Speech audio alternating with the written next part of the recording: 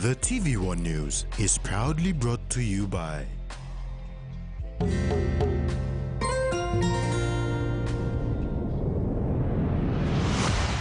BSP, our bank, our people.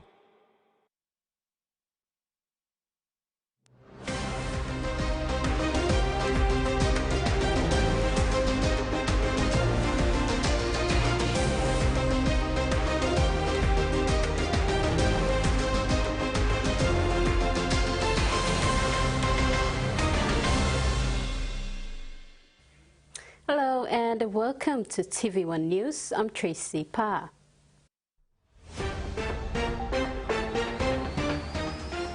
In this edition, Nimamar LLG makes progressive changes, soldiers reminded of duties beyond security, and Lay City Authority invest in sports.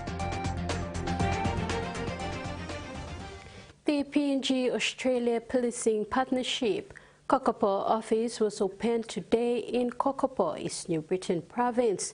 The opening of this facility comes under the bilateral security agreement, which marks the beginning of the next phase of Australia's support for law enforcement cooperation activities in the province. Australia Federal Police Assistant Commissioner Nigel Ryan said the opening of the new facility demonstrates Australia's ongoing commitment to the BSA. AFP at Kokopo, so this will be two AFP officers plus two local engaged that will service East New Britain. So today we're here and we're glad to have the Governor of East New Britain, we're glad to have the High Commissioner John Feeks, Assistant Commissioner Ryan from Pacific Command and dignitaries to signify the opening of the office for the AFP, and they're welcoming up the two officers that will work here. We've done ribbon cutting of the office facility. We're heading out to Togawara Barracks to see where we'll be building barracks accommodation and also training offices where we'll expand and deliver our program in East New Britain. Ward 3E Nimamar local level government on Lihir Island is slowly changing in terms of infrastructural development. On Saturday, July 28th, the community in New Ireland province opened 13 projects funded under the Lihir mining royalty funds. 13 new facilities were opened on Saturday, July 20th, in Ward 3 of the Nimamar local level government of Lihir Island. While 2.8 million kina was budgeted for these infrastructural development under the Lihir mining royalty funds, the actual spending was 2.5 million kina. Nimamar LLG President Stanley Tunut commended all stakeholders for working in collaboration with them to witness a successful outcome. The projects opened included a market for the women of Ward 3, a nursing staff house, Ward 3 8-post ablution block, a double classroom for Matakues Elementary School, the Kanan Road construction, Lipuke Elementary School's ablution block, the Kanan Resource Center, and Lipuko Community Hall. Tunut said their core focus is on the health sector, with the LLG aiming to complete its 8 posts by the end of this year. Then they will focus on the education sector next year. By 2030, Nimamar aims to be the first LLG in New Ireland to achieve Vision 2050, that is, for service delivery to reach every individual and, hopefully, contributing to the national goal of being among the top 50 countries in the United Nations Human Development Index. The LLG also plans to pull down existing infrastructure and replace them with sustainable designs that will last for generations. Tunut underscored that while the island is enjoying the benefits of the mine, there should be a combined effort to leave a legacy. Meantime, Women's Representative Helen Lusem congratulated Nimamar LLG on its achievements and further committed 5,000 kina under the Women's Grant towards the newly opened Mama Market. Kamela Guare, TV1 News.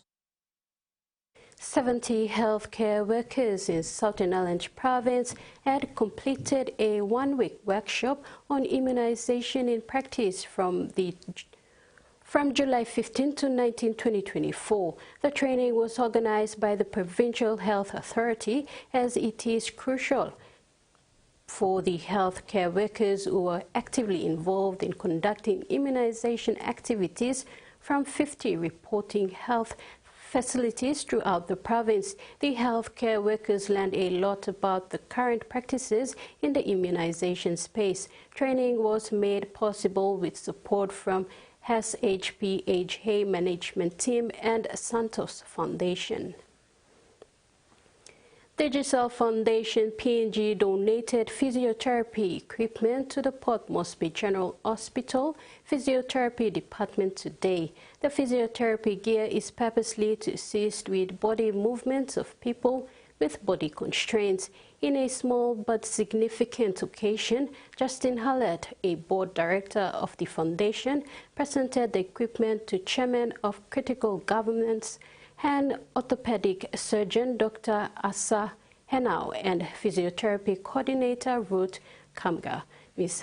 Kamga expressed that the equipment would be of great assistance to the work of the department, as it is an everyday challenge in ensuring patients are well cared for when vital equipment is lacking. Dr. Henao thanked Digital Foundation PNG, saying the equipment will assist patients with mobility challenges.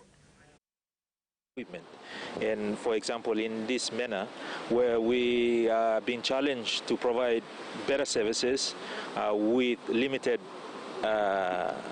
equipment, such donations, such sponsorship only gives us more to work towards achieving those quality standards as much as possible.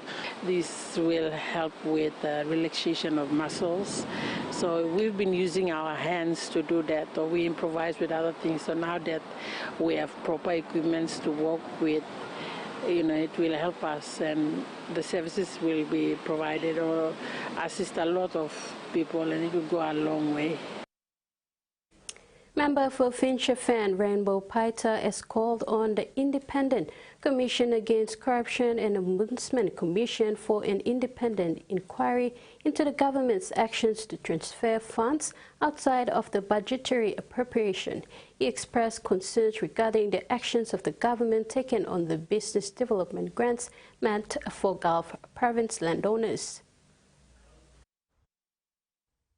Alternate Prime Minister and member for Finchafan, Rainbow Paita, has called for investigation into the alleged payment of business development grants belonging to Gulf Province to Enga provincial government by Treasury. Paita's calls come following the diversion of funds meant for Gulf Province to Enga Province.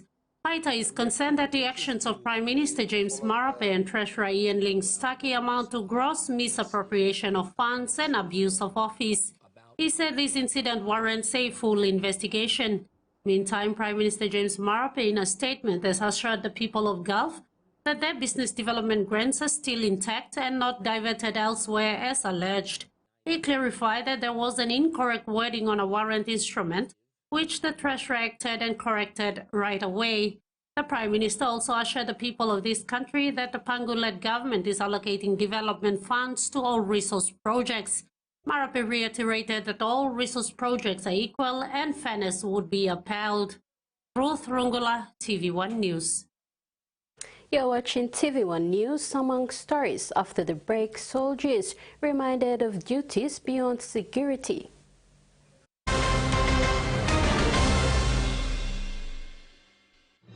Experience a convenient and smarter way to do your banking with BSB Mobile Banking. You don't have to leave the office or your home to pay for bills. You can view your account balance, transfer funds, top up phone credits, or purchase Easy Pay units wherever you are.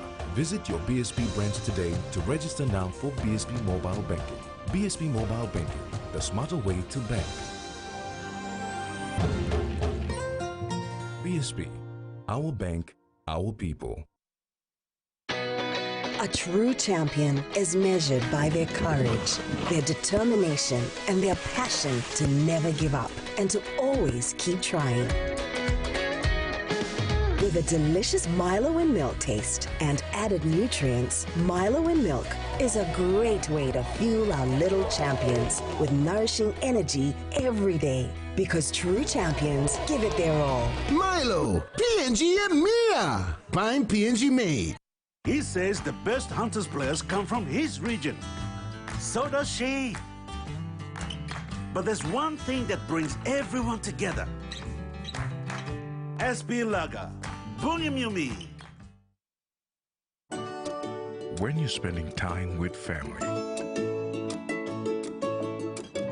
when you've got a big day ahead,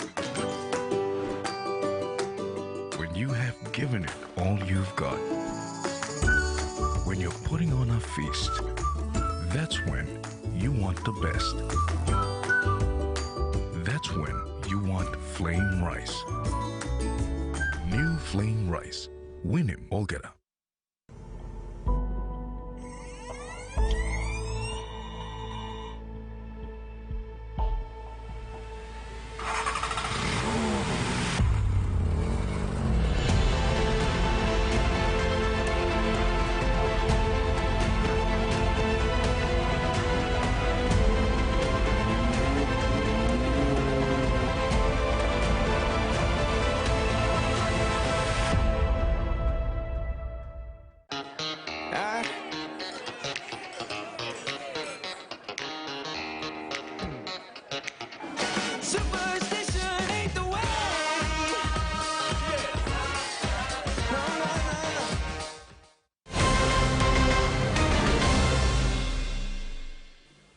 Welcome back. 7 members of the Papua New Guinea Defence Force have a moral duty and obligations to uphold the sacrifice made by those who serve after them. A statement made by the Chief of the Joint Operations Branch of the PNG Defence Force, Colonel Michael Banda, at the inaugural Dawn Service Memorial held in Mount Hagen on Tuesday, 23rd July. Speaking at the inaugural Dawn Service Memorial held in Mount Hagen this week, Chief of the Joint Operations Branch of the Papua New Guinea Defence Force, Colonel Michael Banda, stated that the 23rd of July every year for the last 82 years is a day of reflection for members of the Papua New Guinea Defence Force.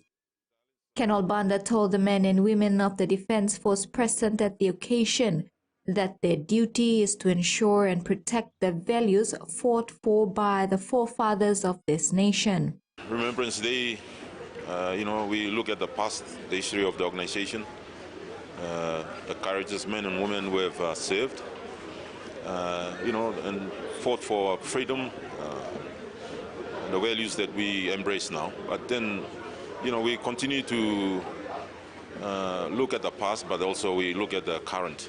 And also we must be prepared for the future. Banda spoke to the significance of the presence of the Defence Force in the Highlands region.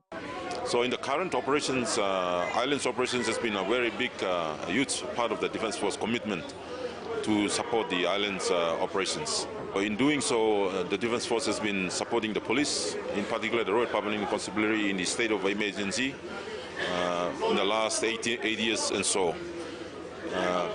But so in the supporting the state of emergency, the Defence Force commitment to other areas also, I think it's important that we make a mention, including key assets protections, such as the ExxonMobil, Pogra operations that we have to support, and other economic development in terms of nation building. Colonel Banda says the Defence Force is currently supporting the reconstruction of the national highways in the Highlands region and in areas of energy, including power upgrade. The Islands region, operations here is quite different from security operations to economic protections and nation building. So Defence Force has a huge footprint here since in the last 8 years. Maricela Kilaton, TV1 News. As the eviction exercise continues at Bushwara, parents whose child's education has been affected are calling for better interventions from political leaders in the nation's capital to have them settle. Many of these parents have children who are due to sit for the national exams in a few months. With just a few months left before the Grade 8 and Grade 10 final exams, students in these grades and their parents who once settled at Bushwara settlement are worried that a lack of urgency in resettling them quickly may interrupt their concentration on the upcoming national exams. A couple of parents said they are more worried about how and where they will settle down, that their children's education has been the least of their problems. Now, with the exams looming in few months' time, the eviction exercise has worsened the situation for some of their children who will be doing their final exams. They want their political representatives in parliament to address the resettlement issue quickly. Country, tomorrow education, and by go away. Government must consider him. Exams are coming not very long, now grade 10 or 12, it's just around the corner. NSL, the government, one in plan you got display all Pikinini stablo Buswara, all affected portion. Please come up, you come up on some plan, risky molsta Pikinini. Boga lived on land portion 2159. He said the eviction has, for some families, forced them to find a space in other schools to re-enroll, and it has not been easy. Go to school too now. Boga said he understands the purpose of the eviction. However, it has disrupted schooling for his children and posed other challenges that would otherwise be manageable if they were given a permanent place to resettle. The state negotiating team is engaged in full discussions with the Wafi-Golpu mine developers, Newmont and Harmony, this week aiming to finalize the mine development contract. Prime Minister James Marape, when making the announcement, said this step is critical in preparing for the insurance of the special mining lease as soon as possible. Prime Minister James Marape, when announcing the state negotiating team's discussions with the developer of Wafi-Golpu this week, also addressed the status of infrastructure development grants or IDGs for Wafi-Golpu, stating that these funds have not been released yet, pending the outcome of the development forum. He emphasized that the IDGs are designated for infrastructure projects and are not free money for landowners. He said, according to a brief from the SNT, negotiations are progressing well. Marape said the government is hoping to have a clearer understanding of the joint venture going forward, with the state to have 30%, Harmony 35% and Newmont 35%. Of the state's 30%, 10% will go to the Morobe provincial government and landowners. He said the 10% for Morobe provincial government and landowners is a milestone achievement and a very important precedence for resource projects in the country. The government has signed a framework memorandum of understanding in April 2023, ensuring that the state will be the biggest winner in Wafi-Golpu, with a 55% share of the economic benefits of the project. Wafi-Golpu is expected to generate $28 billion over the life of the mine, from which the government is projected to receive 55% through taxes, royalties and equity distribution. The Prime Minister further mentioned that the Mineral Resource Authority will focus on the Community Development Agreement with Wafi-Golpu landowners and the Morobe provincial government once the CDA with Pogra landowners and the affected provinces of Anga and the 3 other provinces are completed. Ruth Rungula, TV1 News. And now the finance news. The kina closed unchanged at $0.2589 in the interbank market. At Banks of Pacific, our kina was buying $0.2514 $0.3772 Australian dollars, €0.2241 and 38.84 Japanese yen. Looking at commodity prices at New York close, gold, cocoa, copper and crude oil close higher, the rest close the day lower. And on the stock market, the Dow Jones closed lower, ASX closed higher, and all ordinaries closed higher as well. This is TV1 News. Overseas News is next. Stay tuned.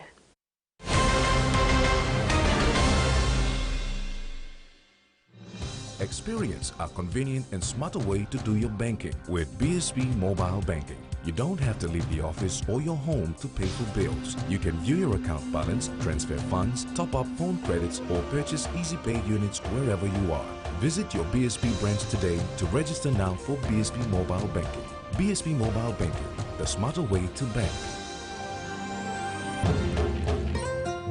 BSP, our bank, our people. Hiya, Mama. You wait then, but me add him special flavor.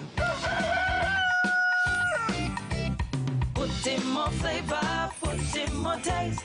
Magic kakaru, get up a big smile on face. Time for kimchi and a great kumutu. Sip, sip, na mumu, yes, magic on you. Maggi, the taste PNG loves. Open net.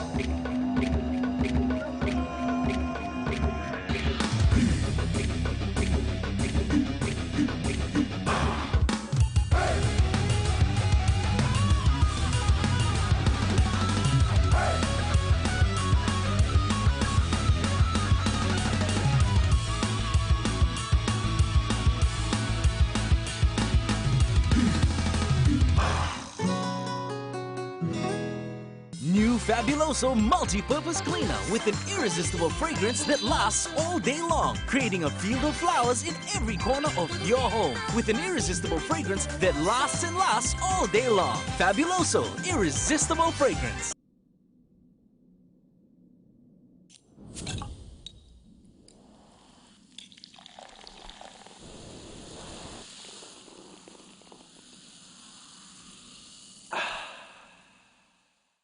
At the PNG LNG project, we are proud of our long-standing partnership with the Kumuls, as they represent the hopes and aspirations of so many Papua New Guineans. Rugby league is more than just a sport. It promotes our shared values of leadership, teamwork, respect, personal integrity, and excellence. Lessons learnt on the pitch carry on throughout life and go beyond serving ourselves.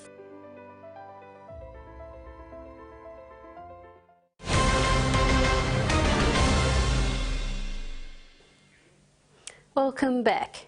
Today, young Pacific Islanders launch Our Power, a campaign focused on accelerating a safe renewable energy transition in the Pacific and Australia. A month from the 53rd Pacific Forum Leaders Meeting in Tonga, 350 whole Pacific and the Pacific Climate Warriors highlighted the importance of renewable energy access in the Pacific and Australia's role in its realization. Despite relatively negotiable carbon emission, Fiji, Vanuatu, Tonga, Samoa, and the Solomon Islands have 100% renewable energy transition targets in the next 10 to 15 years. At last year's UN climate talks in Dubai, countries agreed to triple renewable energy by 2030 and double energy efficiency. Our Power is a response from young Pacific Islanders that insists that the Pacific energy transition must happen on our own terms and for our benefit. A mother who arrived as a refugee 12 years ago has spoken of the heartbreaking delays in reuniting with her teenage children. It's now a year since Susan Dahal and her husband won a lengthy 11-year battle for permanent residency, allowing them to apply to bring their two eldest children to Australia. Life looks pretty good for Susan Dahal, but playing with her children at their Ballarat home, she's reminded that half her family is stranded a world away. Every day she checks her emails, hopeful it will be the day she's given approval to finally bring her two eldest children to Australia and reunite her family. My daughter gonna be 13 in 28 December and my big son gonna be 18 in January. So I never celebrate my daughter's birthday with her. We're still waiting. Susan and her husband Raj left their two eldest children with family in India 12 years ago as they fled Nepal in fear of their lives. From India, they travelled to Singapore, Malaysia and Indonesia before taking a boat to Australia in 2012. After 11 difficult years, they were finally granted permanent residency, allowing them to apply for visas for their children. But that was 12 months ago, and they're still waiting. I just want to start decorating my room with my brother. Susan and Raj's case is complicated by the fact they arrived by boat because it excludes them from a special humanitarian pathway. The government says the long-standing policy deters people from risking their lives at sea, but it means despite arriving 12 years ago, they're now in the same application stream as migrants from the UK and US. The Refugee Council says that's unfair. Well, the migration program is really complex and has a whole range of criteria, documentation, costs and wait times. The Department of Home Affairs says it can prioritise applications, but that's limited to a small number of cases where there's a significant risk to the applicant if they remain in their home country during processing. Despite the hardship, Susan and Raj have built a life in Ballarat with their 2 Australian-born children and a community of supporters behind them. I need my children. They are my permanent residency, you know. A family reunion that can't come quick enough. Pacific Islands Forum leaders have endorsed a high-level mission to New Caledonia. This is in response to the request from New Caledonia to support a long-lasting resolution to the ongoing political situation. The ongoing violence in New Caledonia is of grave concern to the Forum family. A Foreign Ministerial Committee provides a regional lead, contextualized and neutral approach to the impasse in New Caledonia. Forum leaders recognize that any regional support to New Caledonia on this matter will require the agreement of the French government. The Pacific Islands Forum has requested the support of the French government and will work closely with officials to confirm the arrangement for the mission. There's a growing gap between sectors with rising pay and conditions and those that rely on minimum benchmark. Labour experts say those in traditional workplaces vastly underestimate the value of things like holiday and sick leave, benefits that aren't on offer to growing numbers of workers in insurance employment in the gig economy. We're very good at counting and measuring wages, and as a result we get extremely concerned about wage growth. But something that is on the mind of labour economists is what they call the conditions gap, which is the growing gap between people in full-time work and others in contracting, labour hire or without that tenure, and the conditions that they don't get. So to give you an example, casuals in Australia get a 25% leave loading on top of their hourly rate. That loading essentially is meant to compensate for all the things that they don't get, things like sick leave and holiday pay. But local labour experts and UK research that looked at more than 90 occupations says that the gap, the value of those conditions, is more like 33%, and in fact could be vastly more where there are jobs linked to higher levels of education.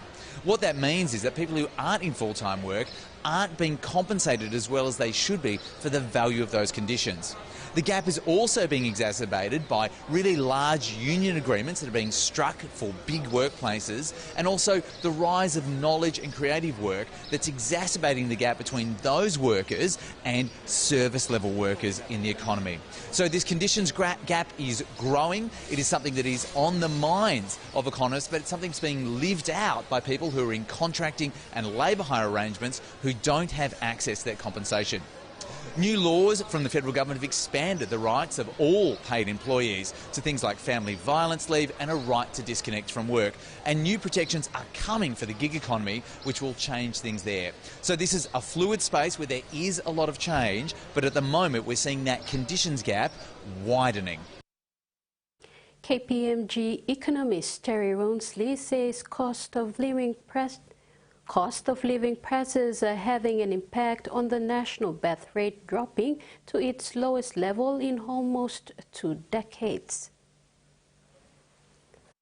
What we saw is when we looked in the various regions, we saw places like Sydney, Melbourne, Brisbane and Perth had the biggest drop-offs, and they're the places which are probably experiencing those biggest cost of living challenges. We saw a pretty consistent trend across those big capital cities with sort of 5 to 10% declines. In the regions, we kind of saw a much more, muted fall, sort of heading back to where they were 2019. So the regions kind of went through a bit of a surge of people moving out there, during lockdowns in the major capital cities, starting their families, but now it seems to have returned to normal.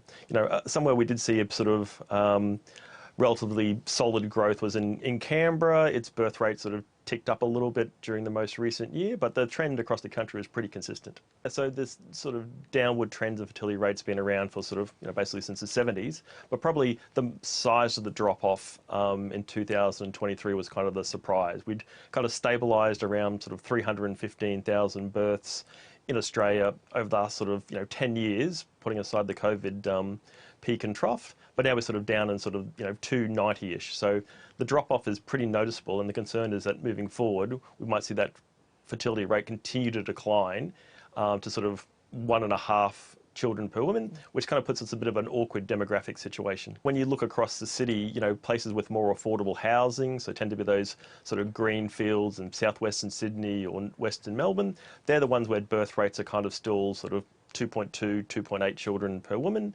You sort of look into the inner city suburbs where housing is more expensive, houses are smaller, and the birth rate there is much lower. So you can kind of link together these different data sources to say that cost of living is having an impact on people's decisions. Long term, we've had this problem for 20 years, and it sort of means that we've got less workers entering the labour market. So every year into the future, as the birth rates kind of flow through, people complete school, we're just having a challenge finding tradies, healthcare workers, a whole range of different service workers, because our population's birth rates not keeping up with our growing population. And there's been kind of quite a focus about sort of some policies in this area, thinking about paid parental leave, improvements to childcare affordability and availability. And I suppose what we see looking back at the data, it's really that economic conditions, how confident households are feeling about the future, which seems to be the main driving factor. So whilst we can keep improving paid parental leave, improving childcare access, there's sort of a broader fundamental sort of economic confidence for people to go out there and have children. A truck full of cattle has crashed, becoming lodged under a bridge in Melbourne's inner city. At least one car was on the loose after the crash in South Yarra just before 8:30 p.m. last night. The driver of the vehicle wasn't injured. Alexandra Avenue here in South Yarra, just southeast of the city, might be pretty clear now, but it was a completely different story around 8:30 last night. That's when we saw this cattle transport truck attempt to go underneath this low clearance 4-metre railway bridge behind me, and it became wedged underneath that bridge. Now, we saw some pretty inventive use of police crime scene tape by emergency services when they got here to try to pen in some of those cows that had come loose, and this definitely caused some real traffic chaos with a big build-up of cars, as well as major delays on the train network, because this, after all, is a railway bridge in between the very busy South Yarra and Richmond train station. This was obviously quite a serious issue because so many of those cows remain trapped on that stop truck, and what we've heard from authorities is that emergency vets had to come in and actually put down some of those cattle that had been injured in this accident, as well as Agriculture Victoria having to come in and spend a lot of time last night carefully trying to get these cows off that damaged truck and onto other transport. And it took until about 4:30 this morning for police to actually be able to clear away this truck and have this area open for traffic use. Now, we've heard as well from the police that they haven't laid any charges at this stage, but they continue to talk to the driver and he is helping them with their inquiries. But it has to be said that this would have been a very surprising sight for so many drivers and people in this area to see cows just wandering along streets so close to Melbourne CBD. Join me after the break for all the sporting details.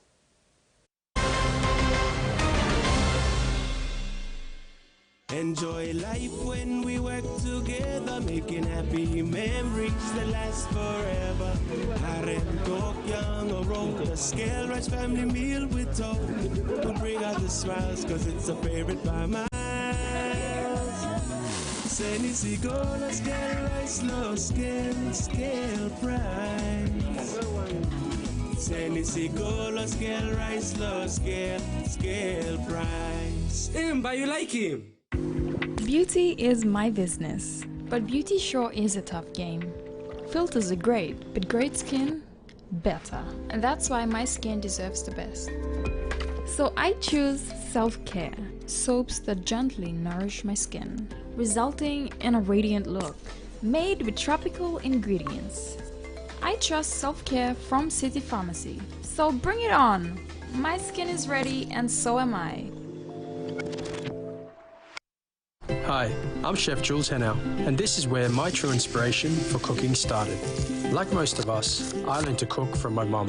Nothing beats simple recipes where fresh local produce is at the heart, especially when it's a home-cooked meal, prepared and shared with the ones you love. And in PNG, no meal is complete without rice. And my choice is always True Guy. True Guy, true inspiration through generations. At the PNG LNG project, we are proud of our long-standing partnership with the Kumuls, as they represent the hopes and aspirations of so many Papua New Guineans. Rugby league is more than just a sport. It promotes our shared values of leadership, teamwork, respect, personal integrity, and excellence. Lessons learnt on the pitch carry on throughout life and go beyond serving ourselves.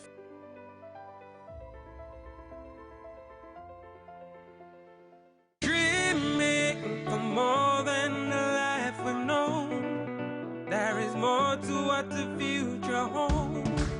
You be holy, man, no walk on time. Oh, oh, oh, oh, oh, oh, oh, oh. We dare to believe in incredible things. Oh, oh, oh, oh, oh, oh, oh, oh. With money plus we're ready to go. What does it mean to be a man of honor? Being a positive role model, standing up for what is right, being a voice for the vulnerable, building strong families and legacies of peace. The Man of Honor campaign aims to recognize ordinary men doing extraordinary things in their communities and helping to create opportunities to make the world a better place. Get ready to nominate your Man of Honor now.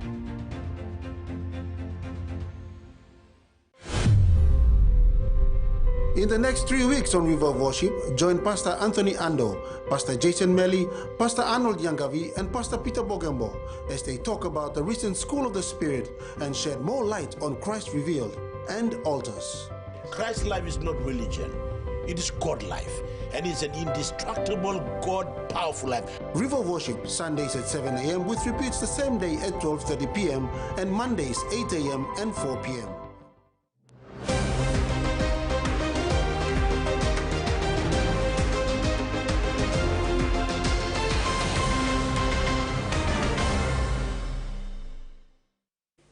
Welcome back. The Papua New Guinea Olympic Committee confirms the final team PNG Paris 2024 athlete John Ume, 27, from Karaku Central Province, has been invited to compete in the 63.5 kg category for boxing at the upcoming Paris 2024 Olympic Games. This opportunity and invitation arose following the withdrawal of an athlete from another country following Papua New Guinea to fill the vacant spot.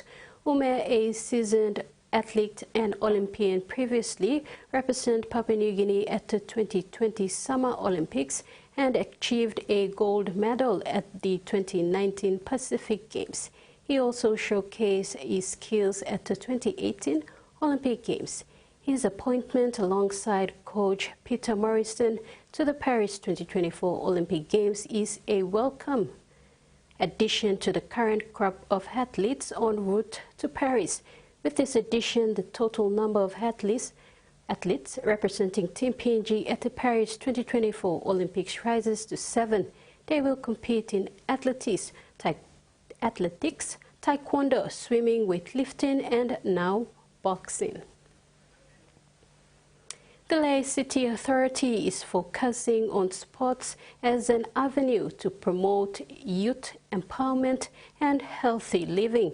Member for Lae and Deputy Prime Minister John Rosso reinforced this sentiment through the sponsorship of Netball, Rugby League and Union in Lae. Restoring Lae to its former glory includes supporting the sports sector of the city. Member for Lae and Deputy Prime Minister John Rosso, when presenting funding support, stressed that sporting codes have been the pride of the city as they involve families and promote community spirit among citizens. On Monday, the Lae MP presented 20,000 kina to the Lae District Netball Association. This is an increased sponsorship from 10,000 kina in 2023. Iconic rugby league team, the Lae Snakes Tigers, received their continuous sponsorship of 100,000 kina, while 50,000 kina was given to the Morobe Rugby Football Union. Rosso outlined plans to upgrade sporting facilities within the city, with LCA reclaiming recreational areas that were lost through dubious deals and allocating a field specifically for rugby union. Furthermore, 10 million kina will be allocated to the refurbishment of the Sir Ignatius Kilage Stadium. He expressed his pride in the Lae sports teams and commended organizers for volunteering their time and resources to keeping the youth of Lae City involved. LCA's support to sporting codes in Lae has been successful over the years, with Lae School's rugby league program producing a good number of players to semi-professional competitions in the country. LCA has also taken ownership of the Lae City Football Club with minor sponsorship towards Lae City Dwellers Football Club in the National Premier Soccer League.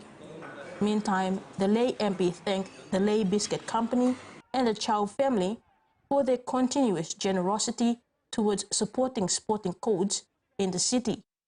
Amela Guare, TV1 Sports. The management of his New Britain franchise Hagma Gurriers are delighted to announce that the team has relocated back to Kokopo and will play their remaining 4 home games at the old Queen Elizabeth Park in Rabaul town. When confirming the team's relocation plan back to Kokopo, Gurriers team manager Mapuai Temptu said it's been a challenge and quite an experience for majority of the boys, especially staying away from their families and loved ones for almost 3 months, which is a big relief. The full Gurrier squad flew back to Kokopo on Saturday to prepare for the remaining 4 home games starting this Saturday, July 27th against Lae Snakes Tigers at Queen's Park, followed by Wigman, Vipers and Lahanis. Mapua said while Kokopo's Calabourne facility is undergoing upgrading, Gurrier's original home ground Queen's Park has gone through the necessary infrastructural development, while the plane sacrifices up to PNG NRLC standards to cater for the Gurrier's remaining home games for 2024. PNG Football Association General Secretary Gordon Manab shared insights from the recent OFC Executive Program for General Secretaries workshop. He found the topics on higher performance leadership, financial management and digital marketing particularly relevant for PNG FA. Manab emphasized the importance of self-management and recovery for leaders, organized financial planning amid limited resources, and the potential of digital marketing to grow the sport in PNG. The insight gained will shape PNG FA's future strategies to enhance football development in the country. Yes, Papua New Guinea, we were in the restructuring of our organization, and it was very enlightening to hear about financial management and about how we need to plan properly with the limited resources we have, and also, using cheat sheets so that we can basically forecast our planning especially with the limited funds we have for all the programs that we need to be funding, and also for our national teams that have to travel every year to participate in the regional competitions. Papua New Guinea has a very big potential. Looking at our population, we have the biggest population in Oceania. We also have the biggest group of corporates that live in Papua New Guinea, and it's about finding that leverage in those partnerships that we can grow the game through making those partnerships. And this session on the digital marketing and the Matilda's case study has really opened up my eyes for the potential that we have to use this to grow the game in Papua New Guinea.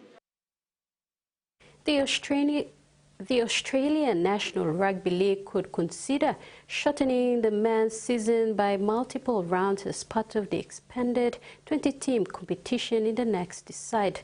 The NRL bidding process for the league's largest expansion since the Super League war is ongoing, with Perth favourites to enter as an 18th team in 2027.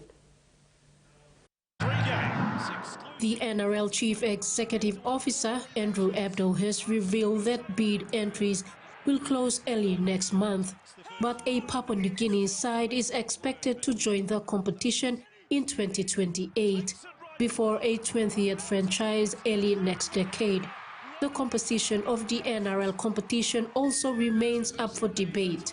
Penrith coach Ivan Cleary has long championed the cause for a shorter regular season, and on Tuesday morning pushed for a 19-game competition for each side.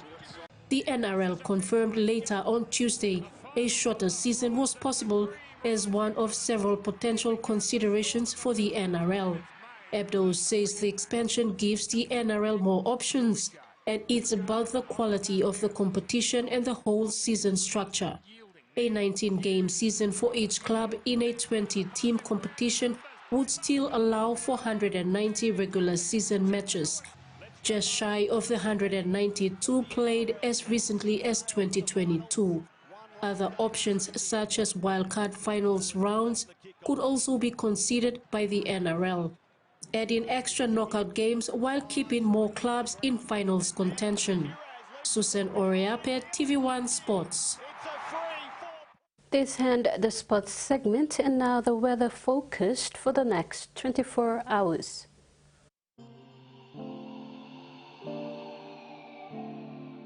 Southern isolated showers and thunderstorms, but must be partly cloudy to mostly fine. Momase isolated showers and thunderstorms with areas of rain. Lae cloudy with few showers. New Guinea Islands scattered showers and thunderstorms with areas of rain over Manus and West New Britain. Cavian partly cloudy with some rain showers and possible thunderstorms. Highlands scattered showers and thunderstorms. Mandi, Tari and Wabeg partly cloudy with some afternoon rain showers and possible thunderstorms. Ocean forecast. Coral Sea sees rough to heavy rough at times with southeast winds of 20 to 30 knots, increasing to 40 knots at times along warning areas. Coastal waters forecast. Waters of southern PNG to Indonesia border to Daru to Kiwai Islands to Karamat to Yule Island to Hood Point to Samarai Highlands.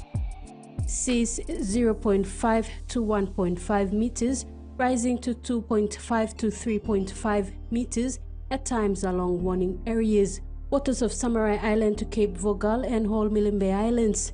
Seas 2 to 2.5 meters, rising to 3 meters along warning areas. Waters of Finschhafen through Vitia Strait to CSC and Long Highlands. Seas 1.5 to 2.5 meters, rising to 3 to 3.5 meters at times along warning areas. And that wraps up the news tonight. Pleasant viewing. Bye for now.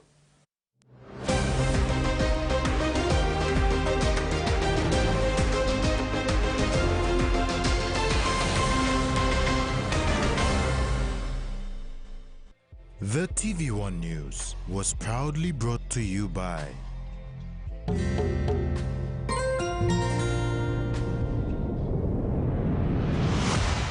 BSP, our bank, our people.